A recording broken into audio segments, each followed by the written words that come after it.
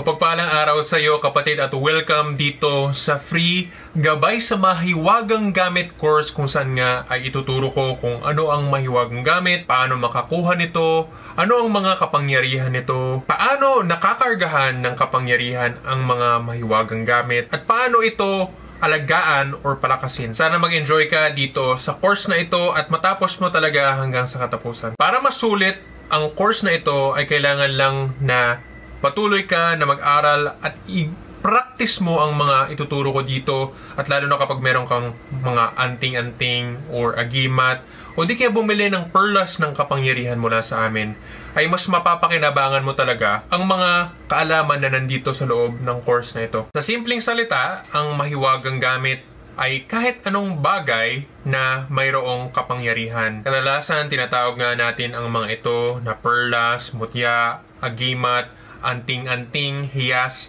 at iba pang mga pangalan. Ang mga ito ay maaaring bato, kahoy, alahas, medalyon, o iba pang mga forma na hindi ko nabanggit dito. May iba't ibang mga kapangyarihan ang mga mahiwagang gamit na ito, katulad ng pampaswerte, pampalakas, pampatapang, pampaamo, pampatalino, pampaganda, pangkaibigan, pagmamahal, pampa-invisible, pangdepensa sa pisikal, pangdepensa sa spiritual, pambukas ng third eye, at panggagamot. Ang mga binanggit ko dito na kapangyarihan ay ang 13 na basic na kapangyarihan ng mga mahiwagang gamit. Pero pwede pa rin na may ibang kapangyarihan na mas spesipiko na nasasaklaw pa din nitong mga 13 kapangyarihan na nabanggit. Kung familiar nga kayo doon sa sinasabi ko sa mga free third eye meditation ko na perlas ng kapangyarihan, ang iba sa mga mahahanap nyo dito ay mukhang laruan. Ang iba nga nagsasabi na mukhang Jolens or mukhang plastic lang ang mga nakikita nila. Pero wag sana kayong maloko sa kung ano ang itsura ng mga mahahanap nyo, lalo na kapag yung mga nakikita nyo nga dito sa mundo ng tao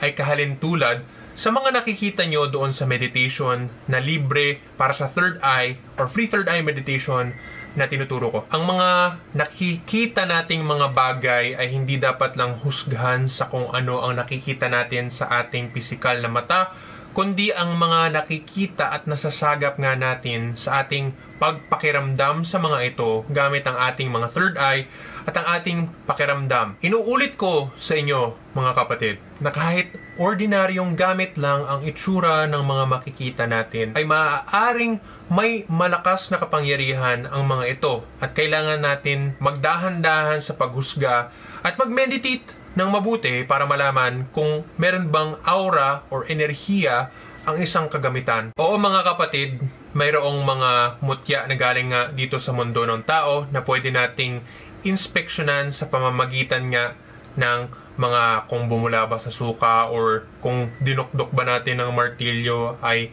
hindi sila mababasag. Pero hindi lahat ng mga mahiwagang gamit ay may ganyang mga senyales, kaya kailangan ay tingnan lang natin sila sa pamamagitan nga ng pagbukas ng ating mga spiritual na pananaw. Kaya nga, ang pinaka-basic sana na gusto kong malaman ng lahat ng mga tao ay matuto doon sa free third eye meditation na tinuturo ko para mas mahasa ang spiritual na pananaw ng mga tao. So kung hindi mo pa nagawa yun kapatid, sana ay mag-free third eye meditation ka at gawin mo na siyang habit para sa sarili mo. Ang lahat ng mga pamamaraan na babanggitin ko sa sumusunod na mga panahon ay ang pagkuha ng iba't ibang mga mahiwagang gamit. Pero para malaman mo nga na legit ang mga gamit na ito ay kailangan mo talaga mabuksan ang spiritual mong pananaw. Kasi kahit ano ang gawin mo, nakakuha ko nga ng gamit, pero hindi mo sigurado or hindi ka sigurado kung talagang mahiwaga ang mga gamit na ito kung wala kang pagkabukas sa iyong spiritual na pananaw. Kung kaya unang-una talaga sa lahat ay kailangan natin mabuksan ang ating spiritual na pananaw sa patuloy na pagsikap sa free third eye meditation na tinuturo ko, mga kapatid. Ang schedule niyan, yung Sabado, 10 a.m. every Saturday yan for 15 minutes, pero pwede nyong gamitin ang replay araw-araw ayon sa sarili nyong oras. Paano tayo makakuha ng mahiwagang gamit? May iba't ibang paraan para magawa yan. Ang unang paraan para makuha natin ang mga mahiwagang gamit ay ang bilhin sila. Marami nang nagbebenta ngayon sa iba't ibang mga lugar sa Quiapo, halimbawa, or kahit sa social media, maraming mga nagbebenta. Pero sa Facebook, maraming mga groups para masalihan na nagbebenta nga ng mga anting-anting. Doon sa mga lihim na karunungan groups din, may mga nagbebenta ng ganyan. Pwede kayong bumili sa mga ganyang grupo. Ang pangalawa na pamamaraan ay ang manahin ang mga mahiwagang gamit.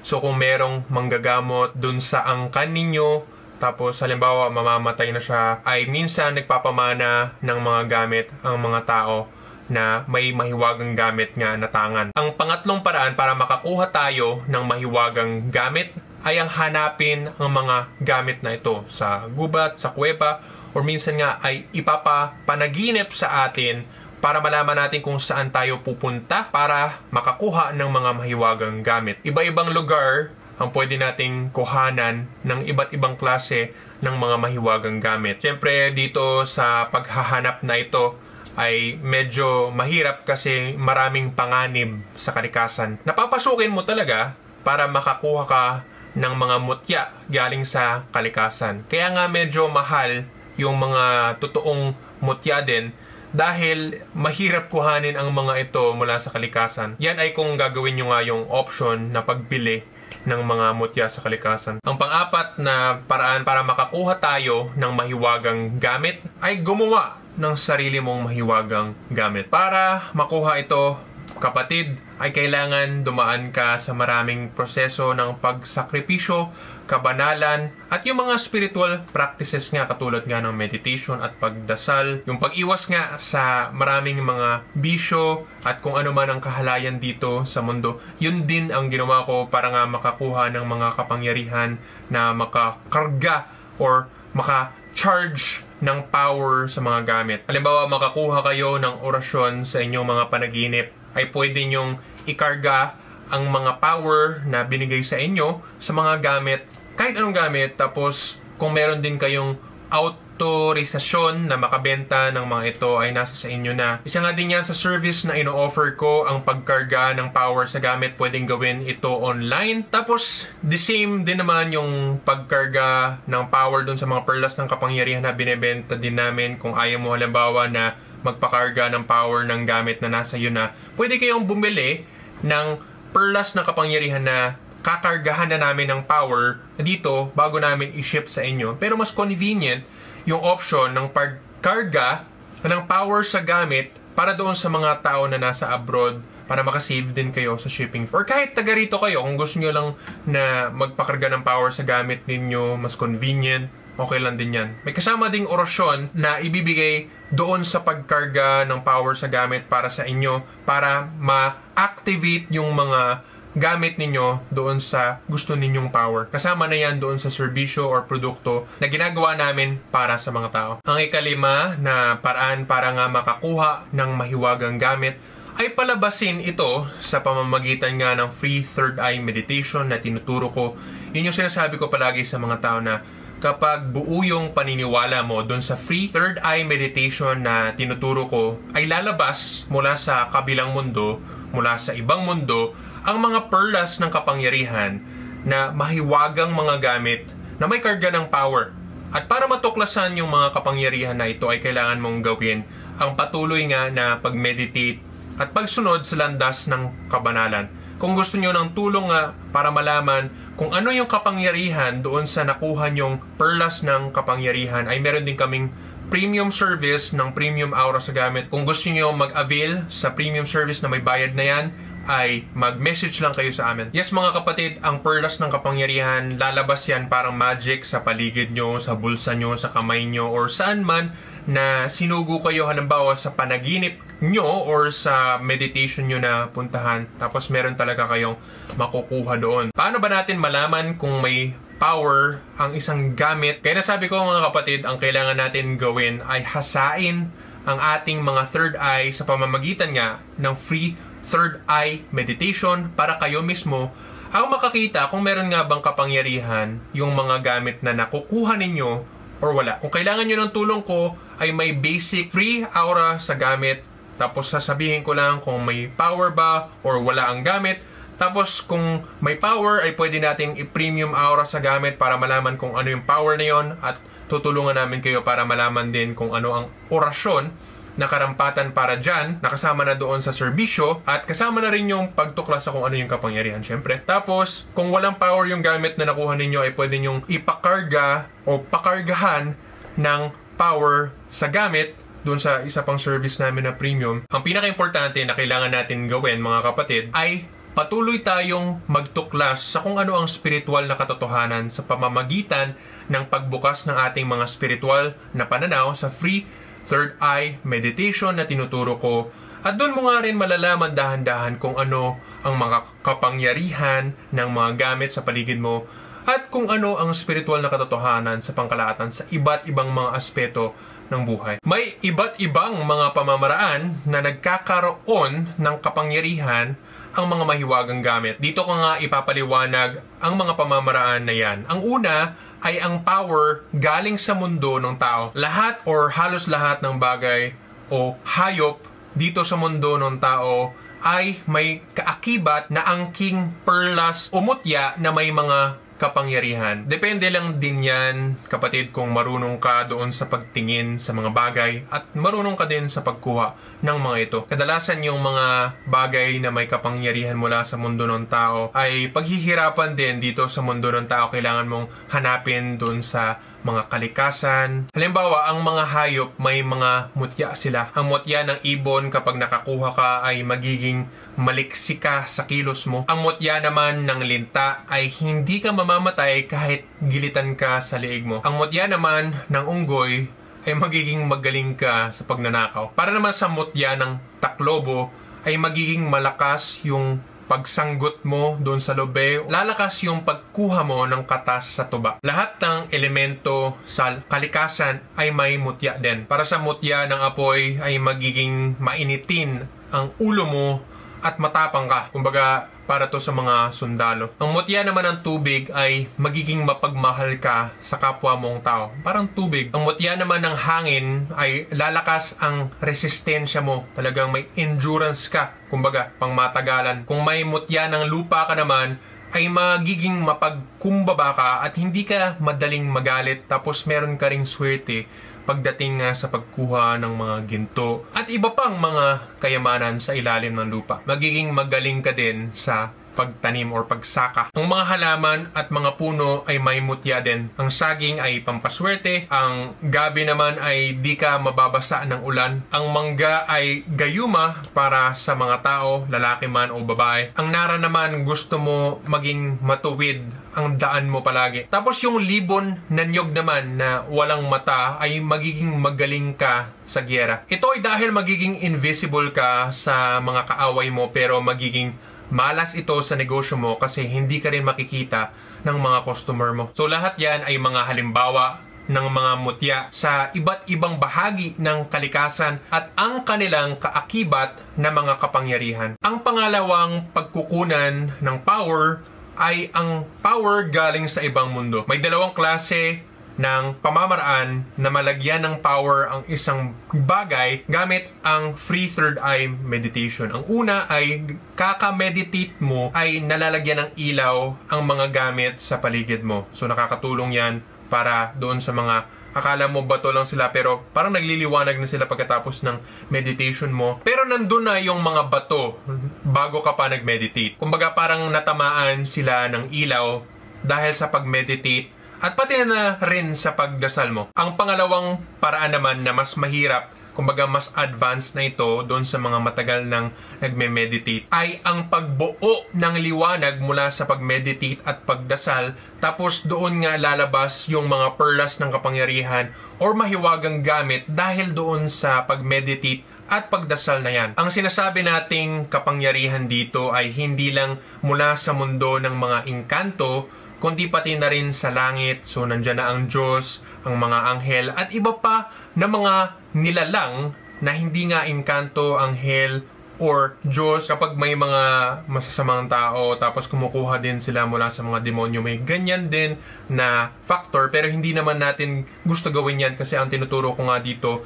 ay ang landas ng kabanalan. Pero ang sinasabi ko ay lahat ng iba-ibang mundo ay pwedeng mapagkunan ng power para maikarga doon sa mga gamit natin or magbuo ng mga gamit mula nga doon sa mga nabubuong energy or liwanag mula doon sa mga ibang mundo na sinasabi ko. Para mas patutunan mo nga ang ganitong klase ng kapangyarihan ay sana patuloy ka doon sa pagtuklas doon sa free third eye meditation na sinasabi ko live nga every Saturday 10 a.m. or gamitin mo lang ang replay sa kung anong oras ang free ka. Ang pangatlong pagkukunan naman ng kapangyarihan ay ang dasal o orasyon. Medyo related din naman yung meditation sa dasal, pero yung dasal na pinag-uusapan natin dito ay kung nabigyan ka nga ng orasyon sa panaginip or sa meditation or meron talagang nagbigay sa'yo na kakaibang nilalang. Ang paggamit ng mga heavenly words or magic spells or orasyon nga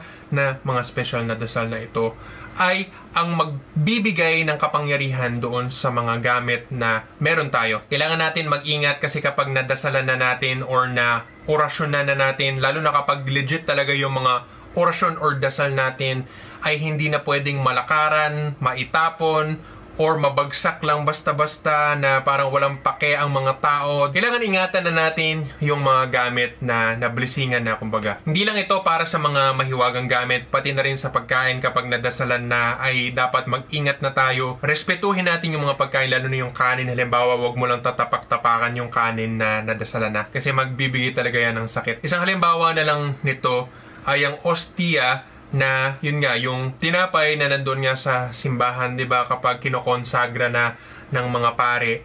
Kapag tinaas na to sa langit tapos binlesingan na, ay dapat tratuhin na natin ng may respeto kasi may kapangyarihan na ang mga ito doon sa simpleng pag-blessing na yon. May nangyari na mga tao nga na nagdisrespeto sa ostia tapos nagkasakit sila sa buong buhay na nila. Ang iba naman ay nagkaroon ng kamalasan sa matagal na panahon. So kailangan ay siguraduhin natin na tama ang mga orasyon na ginagamit natin para hindi tayo madisgrasya kasi malaking disgrasya ang pwedeng mangyari sa atin kapag mali ang mga salita na ginagamit nga natin sa mga orasyon. So kung meron kayong orasyon halimbawa at hindi nyo alam kung ano yung ibig sabihin ng mga orasyon na yan, ay meron din kaming premium service na pag-translate ng orasyon at ang bayad ay nakadepende sa kung gaano kahaba at gaano kahirap, gaano kabigat yung orasyon na yan. Marirecommend ako sa inyo na magpatuloy talaga kayo sa free third eye meditation na tinuturo ko at doon kayo makakakuha ng mga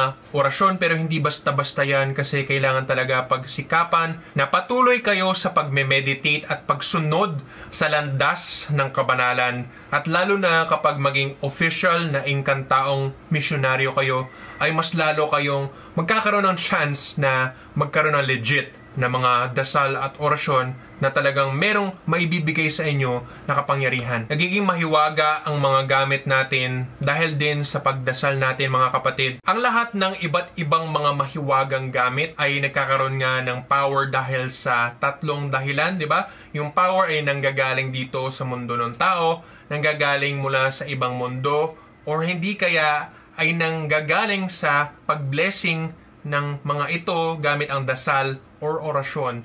Pwede naman din na ang gamit ay merong isa o dalawa o tatlong kalakasan, kumbaga nanggaling yung power nila sa hindi lang sa isang source, kundi sa maraming source, at yun yung the best. Pero importante lang ay kahit saan man galing ang kapangyarihan, ay respetuhin natin kung ano ang mga kapangyarihan na ito para hindi tayo madisgrasya. Kailangan natin ingatan at alagaan ang mga kapangyarihan mga kapatid kasi hindi basta-basta kapag meron talagang totoong kapangyarihan. Kahit saan galing yung power ng mga mahiwagang gamit natin mga kapatid ay kailangan sana gawin nga natin yung pagdarasal para manatili silang makapangyarihan. Gawin nyo ito sa araw at sa gabi para talagang palaging full charge yung mga mahiwagang gamit ninyo. Ang pangalawa na kailangan natin gawin para alagaan ang ating mga mahiwagang gamit ay iwasan yung mga sumpa doon sa mga mahiwagang gamit natin.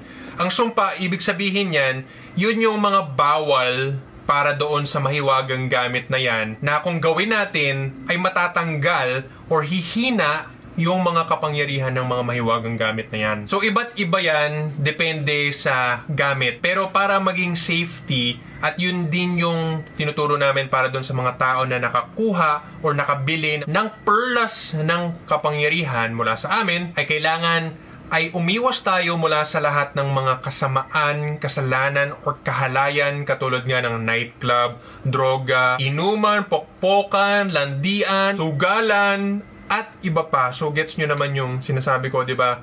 Umiwas tayo doon sa mga kasalanan sa kamunduhan. Umiwas din tayo doon sa mga patayan lang na walang kwenta. Kung halimbawa ay sundalo ka, tapos yun talaga yung trabaho mo at hindi ka lang pumapatay para sa ganansya, kundi pumapatay ka kung kailangan lang para magdepensa sa bayan mo.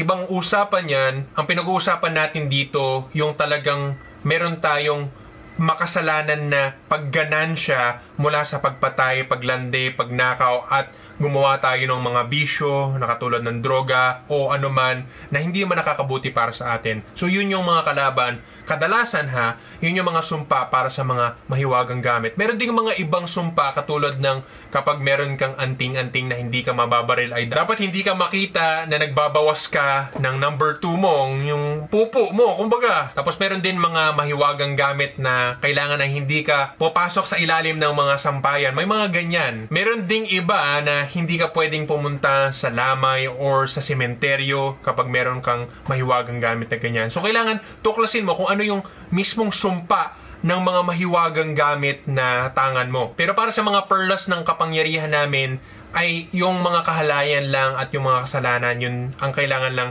iwasan. Sa habak de gyera, na para nga sa mga sundalo, ang sumpa lang yan ay kalandian.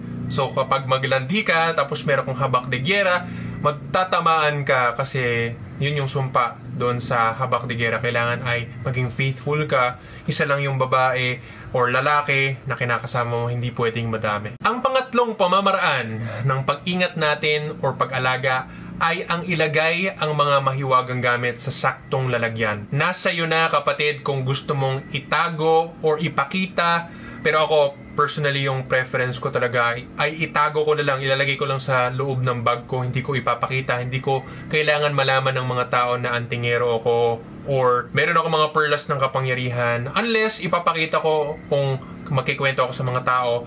Pero kadalasan ay hindi ko naman pinapakita. Para lang, normal lang. Wala silang isipin na meron ako mga makapangyarihang gamit. Mas maganda ay ibalot natin sila sa tela or papel.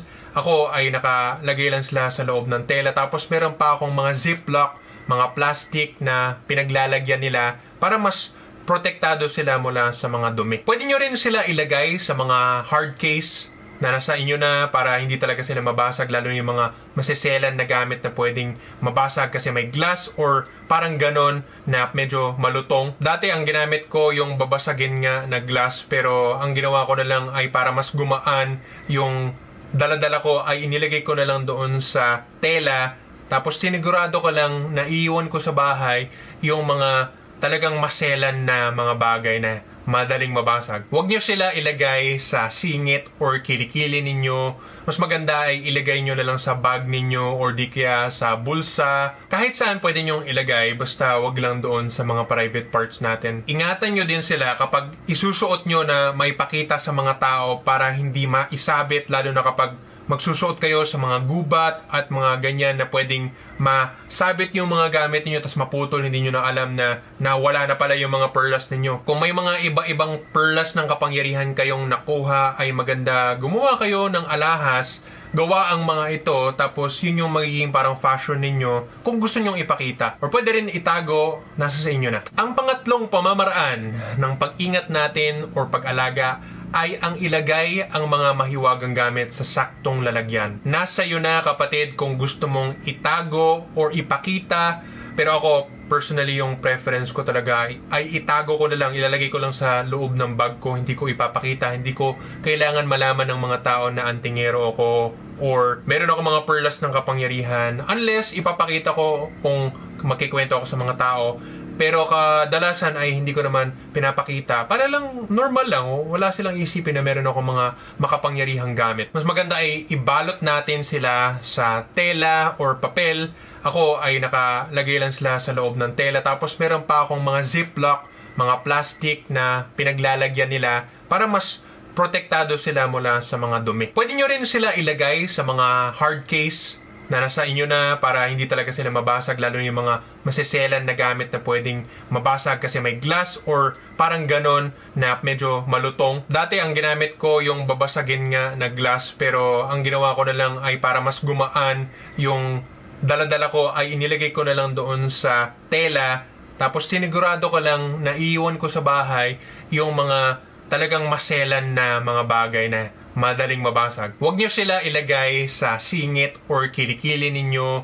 Mas maganda ay ilagay nyo na lang sa bag ninyo or di kaya sa bulsa. Kahit saan pwede nyo ilagay, basta wag lang doon sa mga private parts natin. Ingatan nyo din sila kapag isusuot nyo na maipakita sa mga tao para hindi maisabit, lalo na kapag magsusuot kayo sa mga gubat at mga ganyan na pwedeng masabit yung mga gamit niyo tapos maputol, hindi nyo na alam na wala na pala yung mga perlas ninyo. Kung may mga iba-ibang perlas ng kapangyarihan kayong nakuha, ay maganda gumawa kayo ng alahas, gawa ang mga ito, tapos yun yung magiging parang fashion ninyo kung gusto nyong ipakita. Or pwede rin itago, nasa sa inyo na. Ang pang-apat na paraan na alagaan ang mga mahiwagang gamit ay wag natin to lakaran or palakaran sa mga tao. Ang tunay na malakas na mga gamit ay hindi pwedeng palakaran or lakaran kasi magkakasakit talaga ang mga tao na makalakad sa mga gamit na ito. Kung makalakad ka sa gamit na ito na aksidente, ay bumalik ka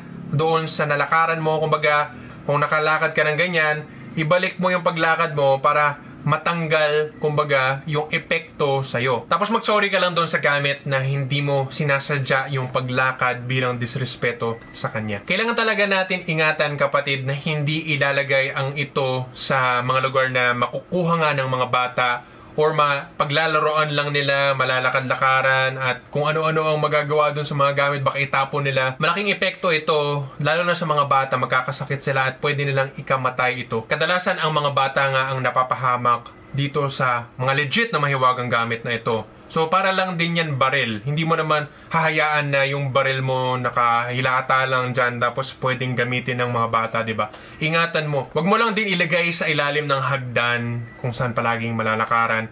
Dapat ay safety siya, nasa mataas siyang lugar. Number 5 na pamamaraan para mas maalagaan ang mga mahiwagang gamit ay ilagay ang mahiwagang gamit sa altar. Ang pinaka-safety talaga para sa mga mahiwagang gamit ay ilagay sa mataas na lugar na altar kung saan mo nga rin ito darasalan sa araw at sa gabi, hindi maaabot ng mga bata at mapapahalaghan ito ng husto. Mas maganda na nakasarado ang altar mo para hindi mapupuntahan or mapapasukan ng lahat ng klase ng mga tao at sa'yo lang sana ang altar room na yan. Kung hindi man makagawa ng altar room, ay meron kang maliit na cabinet na ikaw lang ang makakabukas at wala nang iba. Kailangan natin mag-ingat sa mga mahiwagang gamit natin kasi pwedeng kuhanin ang mga ito, hindi lang ng tao, kundi ng mga engkanto na nakakakuha nga ng mga kapangyarihan dun sa mga mahiwagang gamit na ito. Yan ay kung legit talaga ang mga gamit, talagang pag-iinteresan ng mga mahiwagang nilalang din. Kaya sana ay meron tayong safety na lugar.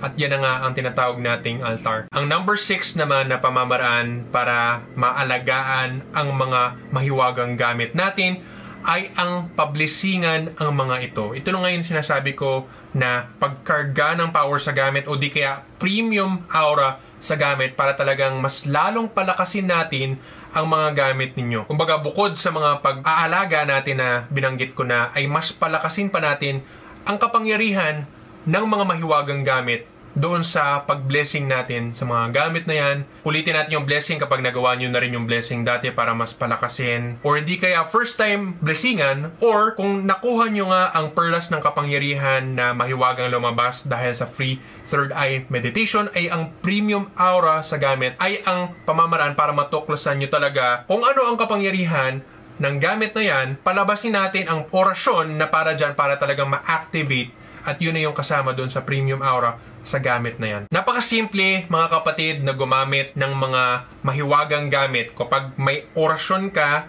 para dito sa mga gamit na ito, papaganahin mo sila. So bukod nga doon sa pagpapakain ng dasal na pag-charge ng battery nila sa umaga at sa gabi, kapag gagamitin mo na yung mismong mahiwagang gamit mo, ay sasambitin or uusalin mo yung orasyon sa isip or sa bibig na halos hindi rin naman maririnig ng mga iba kahit na parang gano'n lang, mag-a-activate na yung mahiwagang gamit na yan. Kapag hinipan mo din palagi gamit yung orasyon na natutunan mo, ay mag-a-activate na yan, gagana na ang epekto ng mutya na yan. At minsan nga ay kahit hindi na natin banggitin ang orasyon dahil nga ay dinasalan natin palagi, tapos pati yung orasyon na tangan natin ay pinakain natin nga gamit yung gabay sa pagdasal, ay automatic nang gagana yung mga mutya, mga perlas ng kapangyarihan na yan. So ang pinaka-importante talaga para pagganahin yung mga perlas ng kapangyarihan o mahiwagang gamit, ay palagi nating dasalan sila at gamitan ng orasyon na kaakibat doon sa mga mahiwagang gamit na yan. Tapos kung ano ang epekto or power ng mga mahiwagang gamit na yan, kusa na lang talaga silang gagana sa sarili nila. Tapos yun nga, kailangan ay dala-dala natin yung mga gamit na yan sa ating katawan as much as possible, lalo na kapag mas kailangan natin yung mga kapangyarihan nila. Maaaring gumana pa din yung kapangyarihan kapag hindi mo dala dun sa mismong katawan mo yung perlas or yung mahiwagang gamit, pero hindi na ganun kalakas. Mas maganda talaga na palagi mong dala yung mahiwagang gamit na kailangan mo para doon sa power na gusto mong mangyari sa buhay mo para maging safety ka. Tinuro ko dito ang pinaka-basics sa mga mahiwagang gamit, mga kapatid, at sana magamit nyo ang lahat ng kaalamang tinuro ko ngayon para mas maalagaan, mapahalagahan ang mga mahiwagang gamit ninyo. Sana kapatid ay magamit mo ito para sa ikabubuti mo at ng mga tao sa paligid mo at sa ikalulugod ng Panginoon. Maraming salamat po kapatid at God bless. Congrats sa pagtatapos mo ng course na ito na free, gabay sa mahiwagang gamit, at sana magamit mo nga ito para mas makakuha ka, makaalaga ka, at makapalakas ka ng mga mahiwagang gamit mo sa buhay mo at magamit mo ang mga ito. Sana kapatid, ma-share mo ito sa mga kaibigan mo na interesado din sa espiritual na mga paksa, lalo na yung mga antingero or gustong maging antingero. Ito yung mga pinaka-basic na kailangan matutunan ng lahat. Sana ma-share mo ang feedback mo tungkol sa course na ito kapatid. Kamusta yung course para sa'yo? Let me know.